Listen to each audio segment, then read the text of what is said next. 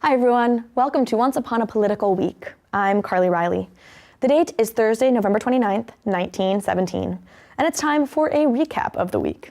We pick up where we left off last time, with the women's movement. Earlier this month, women in New York State won the right to vote. This is exciting, but of course the fight isn't over.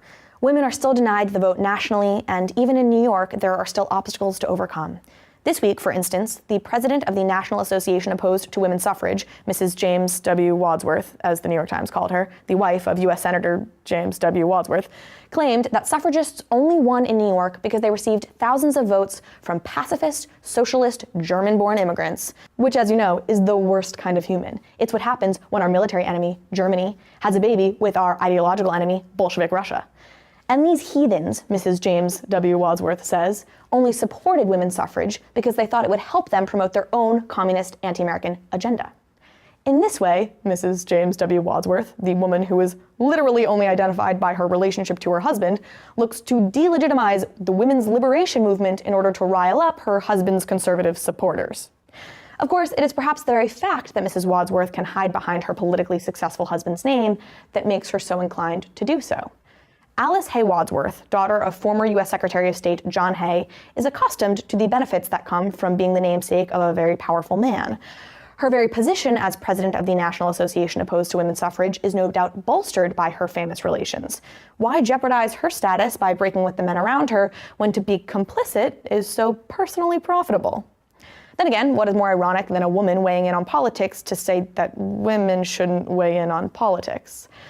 Other than perhaps a thrice-married casino-owning pussy grabber who's never read the Bible getting the broad-based political support of Christian evangelicals.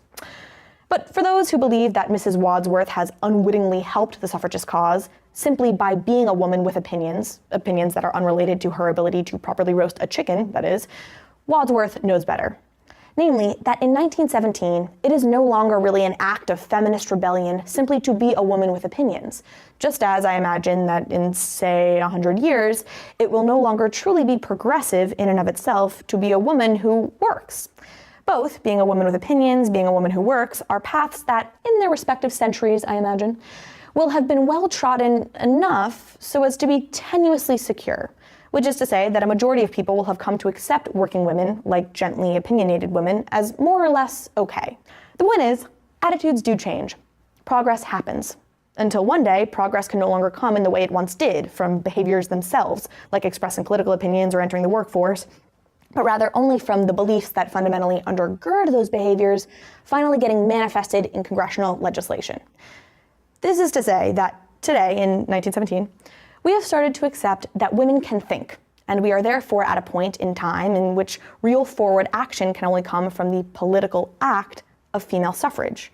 Just as 100 years from now, we will have started, perhaps, to accept that women can work. And so real forward action can only come, hypothetically speaking, of course, from the political act of federally mandated paid family leave that includes not just compensation for mothers, but also for fathers in recognition of the changing nature of socioeconomic dynamics in 21st century family structures.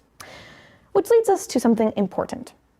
That despite there, of course, being differences between female suffrage and paid family leave, if you are someone who, theoretically speaking, opposes national paid family leave policies, then you are someone who probably would have opposed a national amendment giving women the right to vote.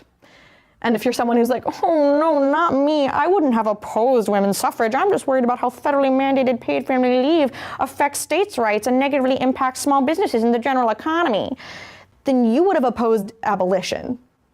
And now it's time for History Doesn't Repeat Itself, but it rhymes. Let's play a game. I call it, Who Would You Have Been? I'll give you a time frame. You tell me who you would have been. 1653, and the hot topic of the day, was if a woman hadn't cried out loud, should she be punished for her rape? Over here we have John Billingham. He thinks of course she should, she sinned. Clearly she seduced this man into forcing penetration. And here we have a Robert Bell, and he thinks it'd be a crime to do anything other than force the man to serve hard time. And so with that, dear player, think a moment on each man, and when you're ready, tell me, would you be Bell or Billingham? Struggling? Don't worry. I can make this quick. Here's an easy quiz to help you suss out your politics. At any point in the last 50 years, have you thought, you know what we really need more of? Roman Polanski films. So that's the recap of the week. Thanks for watching.